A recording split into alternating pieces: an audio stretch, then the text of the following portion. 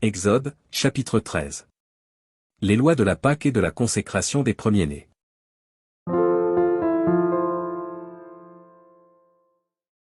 L'Éternel parla à Moïse, et dit. Consacre-moi tout premier-né parmi les enfants d'Israël, tant des hommes que des animaux, il m'appartient. Moïse dit au peuple, souvenez-vous de ce jour, où vous êtes sortis d'Égypte, de la maison de servitude, car c'est par sa main puissante que l'Éternel vous en a fait sortir.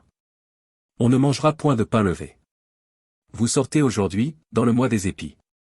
Quand l'Éternel t'aura fait entrer dans le pays des Cananéens, des Héthiens, des Amoréens, des Éviens et des Jébusiens, qu'il a juré à tes pères de te donner, pays où coule le lait et le miel, tu rendras ce culte à l'Éternel dans ce même mois.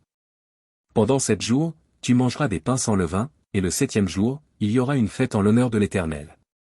On mangera des pains sans levain pendant les 7 jours, on ne verra point chez toi de pain levé, et l'on ne verra point chez toi de levain, dans toute l'étendue de ton pays.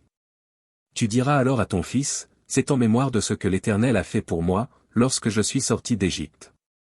Ce sera pour toi comme un signe sur ta main et comme un souvenir entre tes yeux, afin que la loi de l'Éternel soit dans ta bouche, car c'est par sa main puissante que l'Éternel t'a fait sortir d'Égypte.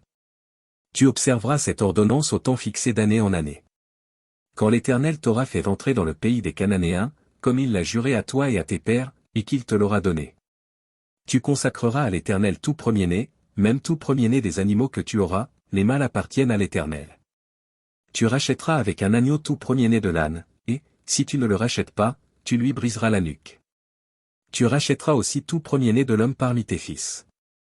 Et lorsque ton fils te demandera un jour, que signifie cela? Tu lui répondras, par sa main puissante, l'Éternel nous a fait sortir d'Égypte, de la maison de servitude. Et, comme Pharaon s'obstinait à ne point nous laisser aller, l'Éternel fit mourir tous les premiers-nés dans le pays d'Égypte, depuis les premiers-nés des hommes jusqu'aux premiers-nés des animaux.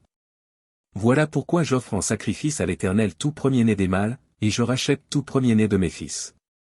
Ce sera comme un signe sur ta main et comme des frontaux entre tes yeux, car c'est par sa main puissante que l'Éternel nous a fait sortir d'Égypte. Lorsque Pharaon laissa aller le peuple, Dieu ne le conduisit point par le chemin du pays des Philistins, quoique le plus proche, car Dieu dit, le peuple pourrait se repentir en voyant la guerre, et retourner en Égypte. Mais Dieu fit faire au peuple un détour par le chemin du désert, vers la mer Rouge. Les enfants d'Israël montèrent en armor du pays d'Égypte.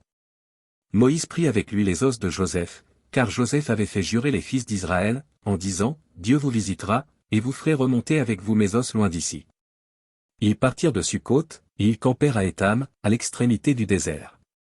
L'Éternel allait devant eux, le jour dans une colonne de nuée pour les guider dans leur chemin, et la nuit dans une colonne de feu pour les éclairer, afin qu'ils marchassent jour et nuit.